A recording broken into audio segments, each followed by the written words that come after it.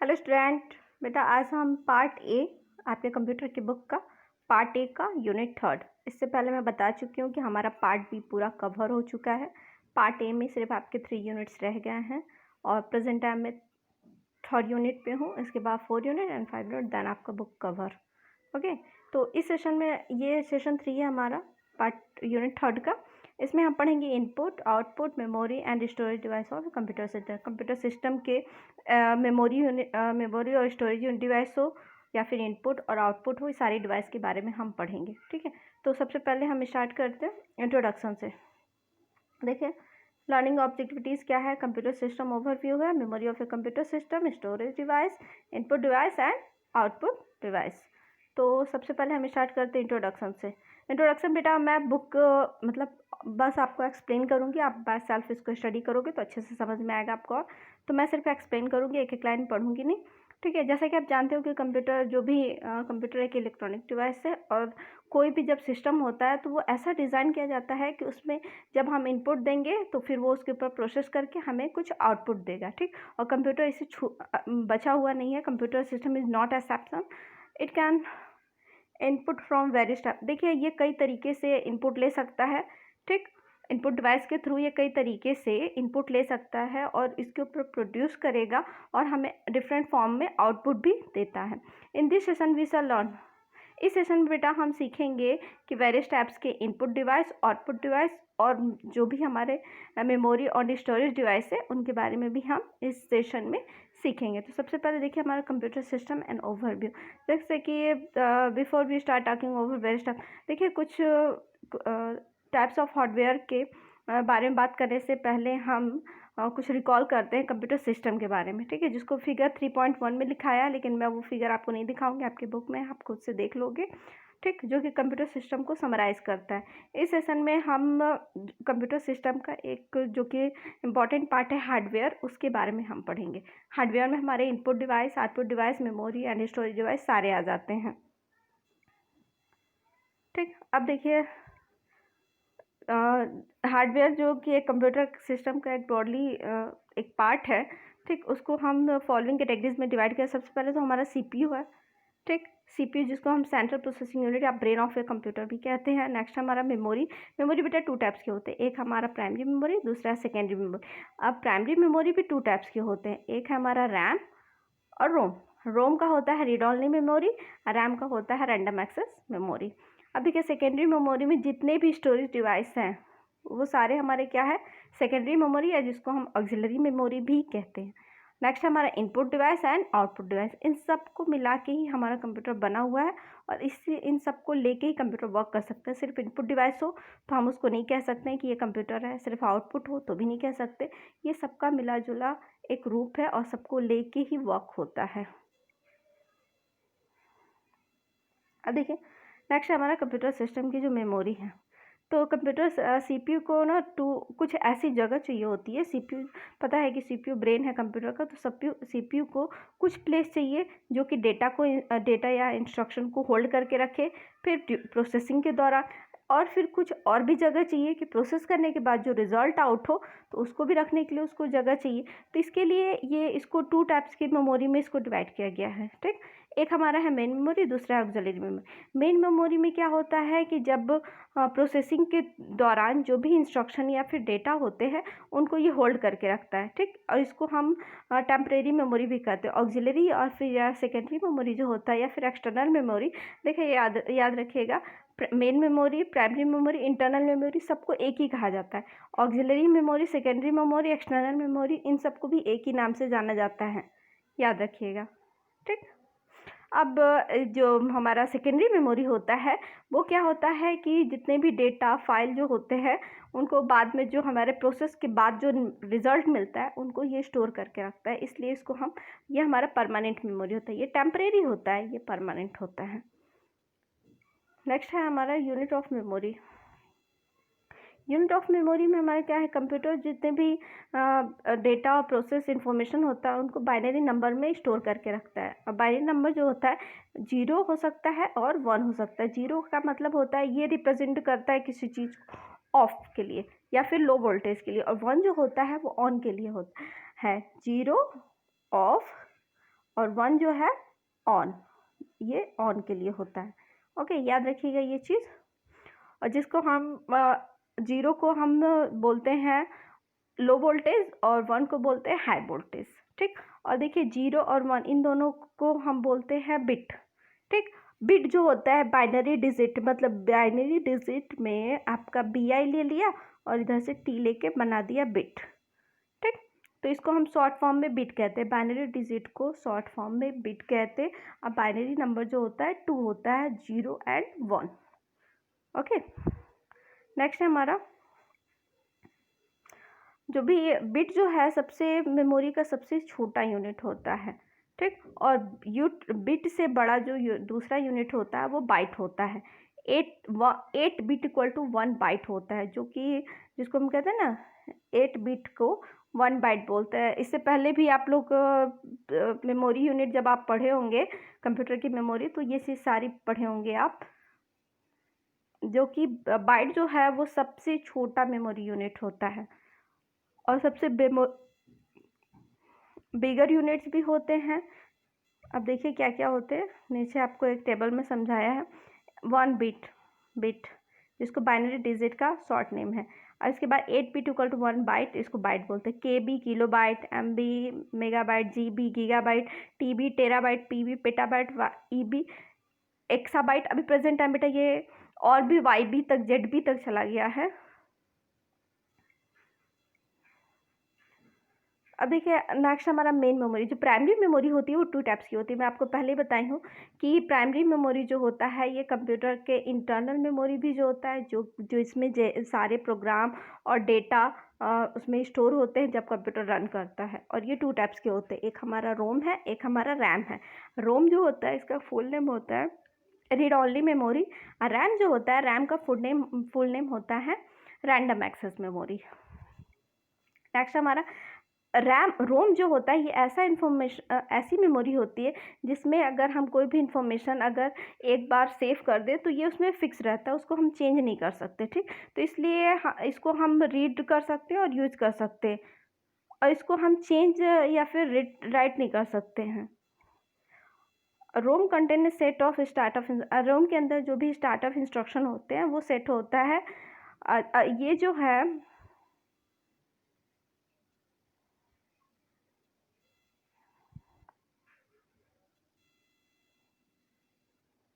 Next हमारा random RAM. एक चीज़ बस याद रखिएगा कि रोम जो होता है वो रीड ओनली मेमोरी होता है, इसमें हम राइट नहीं कर सकते हैं। इसमें जो भी सेट एक बार डेटा सेट हो जाता है तो उसमें वो सेट रहता है, इसको हम चेंज नहीं कर सकते हैं। और जो भी हमारा रोम का जो भी मेमोरी होता है जब कंप्यूटर हमारा ऑफ होता है तो ये स्टोर रहता है। बट रैम में जस्ट हमारा इसका अपोजिट है। रैंडम एक्सेस मेमोरी में क्या होता है कि हम इसको रीड और राइट भी कर सकते हैं, ठीक।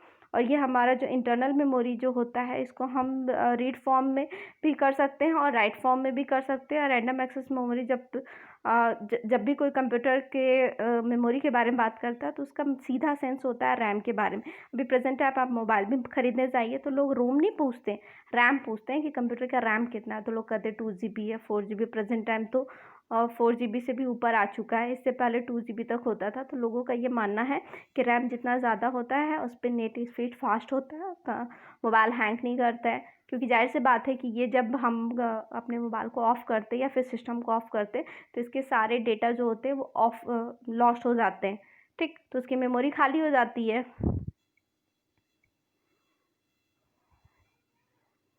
अब देखिए इसको हम बोलते हैं वोलेटाइल, मतलब कि ये आप इसको चेंज भी कर सकते हो। इसको जो भी हमारे पावर सप्लाई जैसे ही ऑफ होता है इसमें जितने भी डेटा होते हैं वो इरेज हो जाते हैं। और रैम के जो है कुछ लिमिटेशंस होते हैं।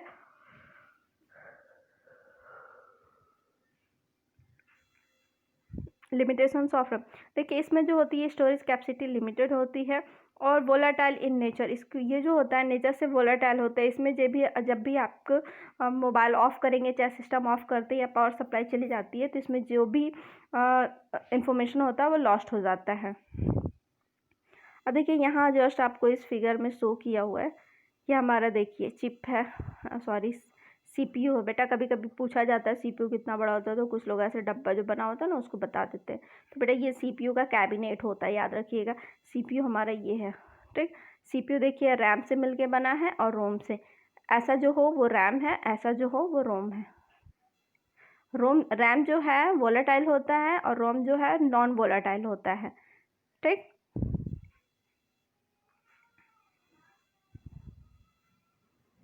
अब देखिए इसमें डिफरेंसेस बता रहा है रैम और रोम के बीच में।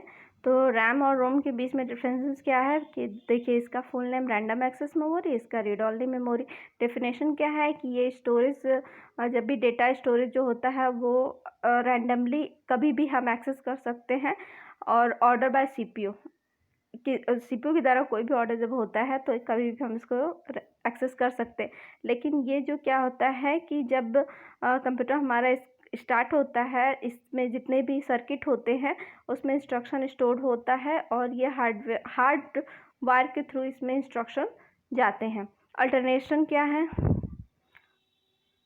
इसमें, क्या है कि हम जिसमें जब ज़रूरत पड़ेगी तो हम इसमें कंटेंट कैन बी चेंज, हम इसके कंटेंट चेंज कर सकते हैं या फिर अल्टर कर सकते हैं। लेकिन रोम में हम कोई भी प्रोग्राम जो है स्पेशली नहीं कर सकते हैं। इसमें कर सकते हैं, रैम में हम कर सकते हैं, ठीक, इसमें नहीं कर सकते हैं। यूज़ क्या है कि कोई भी एप्लीकेशन को रन कराने के लिए रैम जो है कोई भी डेटा को बहुत जल्दी रीड कर सकता है, लेकिन रोम जो क्या करता है वो प्रोग्राम को, जो भी कंप्यूटर जब बूट करता है या फिर रिबूट करता है, तब ये प्रोग्राम को रिक्वायर्ड के ऊपर डिपेंड करता है कि ये इसको स्टोर करता है या नहीं करता है। देखो वोलेटिलिटी क्या है, ये वोलाटाइल है, ये नॉन वोलाटाइल है, ठीक।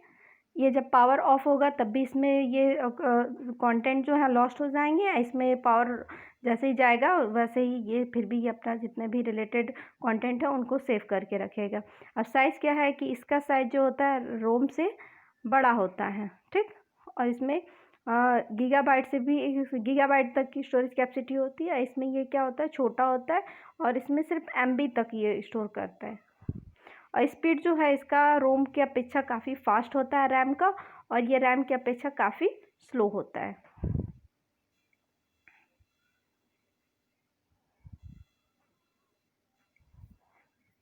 नेक्स्ट है हमारा storage device secondary memory. Secondary memory बेटा वो मेमोरी जिसको हम एक्सटर्नल मतलब बाहरी रूप से अगर यूज़ करना, जैसे हमारा कभी कभी होता है कि कोई चीज़ें फील हो जाती हैं बिल्कुल, तो उसमें स्पेस नहीं होता है, तो हम बाहर से कोई डिवाइस यूज़ करते हैं तो उसको हम सेकेंडरी स्टोरेज डिवाइस कहते हैं, या फिर सेकेंडरी मेमोरी डिवाइस भी कहते हैं।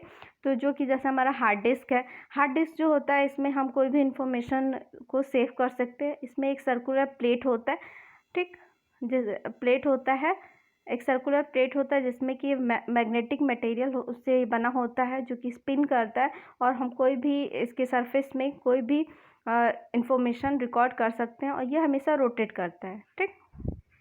एक छोटा सा टाइनी मैग्नेटिक स्पॉट होता है जिसके अंदर ये बैठा होता है और हमेशा वो करता है। नेक्स्ट हमारा CD के बारे में आपको बताना नहीं है, आप सब कुछ जानते हो पहले से भी, फिर भी मैं थोड़ा सा बता दे रही हूँ कि ये CD का फुल नेम है कॉम्पैक्ट डिस्क, और ये एक ऑप्शनल मीडिया होता है। और ये भी जैसे इसमें जो चिप होते हैं, एक ये गोल सा होता है, ठीक है, और इसमें ऐसे बने होते हैं, इसमें मैग्नेटिक एक फील्ड बना होता है पूरा, ठीक।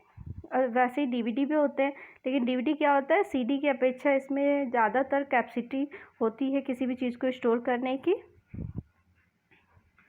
नेक्स्ट हमारा पेन ड्राइव आप देख रहे हैं। पेन ड्राइव भी क्या होता है, एक सॉलिड स्टेट मेमोरी इसको कहते हैं, और ये बेटा पोर्टेबल होता है, हम इसको कहीं भी ईजिली हम इनको बुक कर सकते हैं। और इसकी जो स्टोरेज कैपेसिटी होती है ये CD और DVD से बहुत ज़्यादा होती है, जैसे कि 256 GB अभी प्रेजेंट टाइम में अवेलेबल है, इससे भी ज़्यादा अवेलेबल मार्केट में आ चुका है, बट आपके बुक में दिया है 256 GB। नेक्स्ट हमारा ब्लू रे डिस्क भी जो होता है कि बिल्कुल CD और DVD की तरह ही होता है, लेकिन इसमें जो स्टोरेज कैपेसिटी होती है वो बहुत ज़्यादा होती है, और ये 12 सेंटीमीटर का स्पेस लेता है। और ब्लू रे डिस्क की जो कैपेसिटी होती है वो 25 GB से लेके 50 GB तक अभी कॉमनली अवेलेबल है मार्केट में। नेक्स्ट हमारा मेमोरी डिस्क, जिसको आप कहते हो चिप, देखते हो आप लोग अभी प्रेजेंट टाइम आपके पास जितने भी फ़ोन, डिजिटल कैमरा है, स्मार्टफोन है, कैमकॉर्डर्स है, म्यूजिक प्लेयर है, पोर्टेबल प्ले स्टेशन है, उसमें सारे ये सिलिकॉन का बना होता है। ठीक है, इसमें इलेक्ट्रॉनिक इक्विपमेंट्स होते हैं जिसमें आप कोई भी चीज़ को कॉपी करके पेस्ट करके अपनी इंफॉर्मेशन को आप रख सकते हो। और बेटा ये 4 GB 2 GB से लेके 128 GB 256 GB तक आ चुका है मार्केट में, लेकिन आपकी बुक में सिर्फ 128 GB तक ही दिया हुआ है। नेक्स्ट हम आते हैं इनपुट डिवाइस। इनपुट डिवाइस वो डिवाइस होते हैं जिसमें हम कोई भी डेटा अगर हमें कंप्यूटर में इन कराना हो, उसके ऊपर प्रोसेस कराने के लिए, तो हम उसका यूज़ करते हैं। ऐसे डिवाइस जो किसी भी डेटा या इंस्ट्रक्शन को इन कराने में हेल्प करते हैं इनपुट डिवाइस कहलाते हैं। सीधी सी बात, जैसे हमारा कीबोर्ड है, कीबोर्ड में हम टाइप कर करके कोई भी डेटा को इन कराते हैं, माउस में हम क्लिक कर करके कराते हैं, माइक्रोफोन में जो माइक जिसको कहते हैं, यहाँ देख रहे हैं आप कि माइक जो होता है हम इसमें बोल के अपनी आवाज़ को रिकॉर्ड करते हैं, जिसको हम डिजिटल साउंड या डिजिटल ऑडियो भी कहते हैं, और ये वर्क करता है एक साउंड कार्ड के थ्रू। नेक्स्ट है स्कैनर। स्कैनर बेटा किसी भी चीज़ को स्कैन करता है, स्कैन करके इसको आप फोटो कॉपी आप निकाल सकते हो और इलेक्ट्रॉनिक फॉर्म में आपको प्रिंटेड इमेज दे सकता है। बारकोड रीडर जो होता है बेटा, इसका ज़्यादातर यूज़ शॉपिंग मॉल में होता है। जब भी आप शॉपिंग करते हो तो ये क्या करता है, बारकोड की जो थिकनेस होती है, उसकी पोजीशन होती है, वो उसको आइडेंटिफाई करता है और उसको उसमें जितने भी डेटा होते हैं वो इनको रीड करता है। लाइट पेन जो होता है ये सेंसिटिव इनपुट डिवाइस है जो कि बिल्कुल पेन के शेप में होता है और कंप्यूटर स्क्रीन पे कोई भी मेनू सिलेक्शन के लिए यूज़ होता है। आउटपुट डिवाइस जो होता है कि जो भी रिस्पॉन्सिबल होता है कि कोई भी अगर हम इनपुट दे दिए, उस पर प्रोसेस करने के बाद जो रिज़ल्ट आता है, वो रिज़ल्ट देने वाली जो भी डिवाइस होते हैं वो हमारे आउटपुट डिवाइस में होते हैं। जैसे हमारा मॉनिटर पे जो होता है वो हमें ऑन स्क्रीन शो कराता है कि हमारा आउटपुट जो भी है कंप्यूटर के स्क्रीन पे शो करता है, या फिर ये सारे सिमिलर वे में जो भी हमारे इन्फॉर्मेशन होते हैं उनको ये शो कराता है। ये टीवी की तरह होता है, टेलीविज़न की तरह होता है, और इसमें जो जो 1000 ऑफ टीनी कलर्स होते हैं डॉटेड डॉटेड, जिनको हम पिक्सल कहते हैं। नेक्स्ट हमारा प्रिंटर बेटा कोई भी सॉफ्ट कॉपी को प्रिंट करके हमें एक पेपर फॉर्म में देता है, हार्ड कॉपी देता है, तो ये हमारा प्रिंटर भी क्या है, आउटपुट डिवाइस है। स्पीकर क्या करता है, माइक के थ्रू हमारी आवाज़ इन होती है और स्पीकर के थ्रू हमारी आवाज़ लाउडली बाहर आती है, तो स्पीकर भी हमारा आउटपुट डिवाइस है। नेक्स्ट है प्रोजेक्टर क्या करता है, किसी भी छोटी चीज़ को बड़ा सा करके, या एनिमेशन हो या प्रेजेंटेशन हो, उनको बहुत ज़्यादा लोगों को एक साथ बैठा के दिखाने के काम आता है। तो ये चीज़ों को छोटा चीज़ होता है उसको बड़ा करके बड़े पर्दे पे, स्क्रीन पे, लार्ज स्क्रीन पे शो करता है। अब पेरिफेरल डिवाइस वो होते हैं जिनको हम बाहर से यूज़ करते हैं या फिर बाहर से कनेक्ट करते हैं, वो कंप्यूटर में इंटरनली नहीं एक्सटर्नली अटैच होते हैं, उनको हम पेरिफेरल डिवाइस कहते हैं। और पेरिफेरल डिवाइस यूज़ करने के लिए पेरिफेरल पोर्ट्स होते हैं। देखिए ये हमारा सीरियल पोर्ट है, इसको हम सीरियल पोर्ट कहते हैं। और देख रहे हैं कि इसमें जो बना हुआ है उसके अंदर से ऐसे ऐसे लाइनिंग बाहर निकली हुई है, तो इसको हम मेल कनेक्टर कहते हैं। और जिसमें कभी कभी होता है कि हमारा पोर्ट बना होता है और लेकिन उसके अंदर घुसाना होता है, जैसे कि हमारा स्विच बोर्ड है, जैसे आपका फ़ैन का चाहे कूलर का स्विच है, तो आप उसको अंदर घुसाते हैं, तो वो बेटा जब जो पिन बाहर निकला हो और वो सॉकेट के अंदर जाए तो वो हमारा फीमेल कनेक्टर होता है, जिसमें हमारा पिन बाहर से लगाना हो तो हमारा मेल कनेक्टर होता है। ठीक है, देखिए पैरेलल पोर्ट जो है इसमें हमें पिन अंदर डालना है, तो ये हमारा क्या है, फीमेल पोर्ट है। ठीक है, ये हमारा मेल पोर्ट है। यूएसबी पोर्ट जो होता है इसमें 8 पिन या 25 पिन होते हैं और ये मेल फीमेल कनेक्टर दोनों होता है, और ये ऐसा डिज़ाइन किया गया है सिंगल स्टैंडर्डाइज्ड, और इसको हम काफ़ी ईजी वे में यूज़ कर सकते हैं, आराम से हम इसको कहीं भी कैरी कर सकते हैं। और ये किसी भी कंप्यूटर के कई ढेर सारे कनेक्टर जो हम, जैसे कि हमारा अगर देखेंगे तो हमारा माउस हो गया, माउस का अगर यूएसबी पोर्ट है तो हम उसमें यूज़ कर लेंगे, पेन ड्राइव का यूज़ कर लेंगे, और क्या बोलते हैं कीबोर्ड का यूज़ कर लेंगे, स्पीकर का यूज़ कर लेंगे, तो ये सारे यूएसबी पोर्ट होते हैं। देखिए एक आरजे पोर्ट होता है जो कि ज़्यादातर नेट कनेक्शन के लिए काम आता है। आप देखे होंगे आपके कंप्यूटर के सिस्टम में भी ऐसा पोर्ट यूज़ होता है, या फिर आप केबल कनेक्शन लेते हैं तो भी ऐसा पोर्ट यूज़ होता है जिसको हम आरजे पोर्ट बोलते हैं। देखिए ये ऐसा होता है। देखिए यहाँ पे आपको दिखाया है कि केबल अगर ऐसा हो तो इसका जो पोर्ट होगा ऐसा होगा। अगर ऐसा हो, जैसे आपका चिप मोबाइल का जो आपका चार्जर है, उसका आप चार्जर का देखिए पिन कैसा है, और उसको जब आप इन कराते हो प्लग इन अपने मोबाइल में, तो उसका सॉकेट देखिए तो वो इंटरनल है। तो बेटा उसी को जो हमारा पिन है तो वो तो हमारा केबल है, ठीक। जो जिसमें हम इसको यूज़ करते हैं वो हमारा पोर्ट हो गया। ये देखिए आपका आरजे वायर है, ठीक, और इसका पोर्ट ऐसा है। ये आपका हाई डेफिनेशन मल्टीमीडिया इंटरफेस है, ये इसका पोर्ट ऐसा है।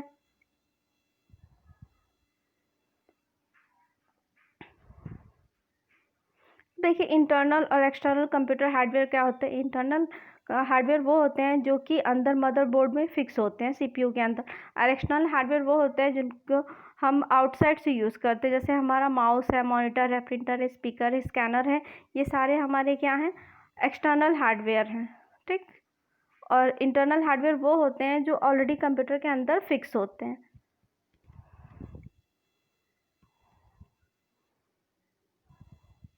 देखिए यहाँ आपका एक्सटर्नल डिवाइस में बताया है कि एक्सटर्नल हमारा कीबोर्ड है, माउस है, माइक्रोफोन है, स्कैनर है, प्रिंटर है, मॉडेम है, स्पीकर है, पेन ड्राइव है, मॉनिटर है। और इंटरनल में क्या है, motherboard, CPU, RAM, hard drive, ports और पावर सप्लाई, ये सारे हमारे क्या हैं, इंटरनल हैं। कभी कभी बच्चा पूछा जाता है कि ये क्या है, इंटरनल डिवाइस है या एक्सटर्नल डिवाइस है, तो आपको चूज़ करना होगा। Motherboard, as the name motherboard, motherboard बेटा वो होता है जिसमें कि सारे पोर्ट आके मिले होते हैं, ठीक, जिसमें कि जिसमें various parts of computer system connect together. इसके भी कुछ ऐसे पार्ट्स होते हैं, जैसे कि एक होता है पावर सप्लाई, जिसको हम एसएमपीएस भी कहते हैं, स्विच मोड पावर सप्लाई होता है। दूसरा होता है slots of the systems main memory, ठीक। और तीसरा होता है पोर्ट्स, पोर्ट्स एंड कनेक्टर, जिसमें हम कोई भी चीज़ सीपीयू में कनेक्ट कराते हैं। चाहे आप अपने लैपटॉप में भी देखोगे या फिर मोबाइल में भी आप देखोगे तो आपका चार्जिंग के लिए होता है, प्लस आपका क्या बोलते हैं वॉल्यूम आउट होने के लिए होता है, वॉल्यूम इन होने के लिए माइक होता है, आउट होने के लिए स्पीकर होता है, फिर हेडफोन लगाने का एक अलग पोर्ट होता है। तो वैसे ही ये सीपीयू में भी सारे पोर्ट होते हैं। पावर सप्लाई के लिए अलग होता है, नेट कनेक्शन के लिए अलग होता है, प्रिंटर के लिए अलग होता है, वॉल्यूम के लिए अलग होता है। बेटा इस सेशन में सिर्फ इतना ही था। ओके, आई होप आप बायसेल्फ अगर इसको पढ़ोगे तो आपको और अच्छे से समझ में आएगा। अब इसके बाद हम नेक्स्ट सेशन में पढ़ेंगे, सेशन 4 पढ़ेंगे। Okay, thank you all.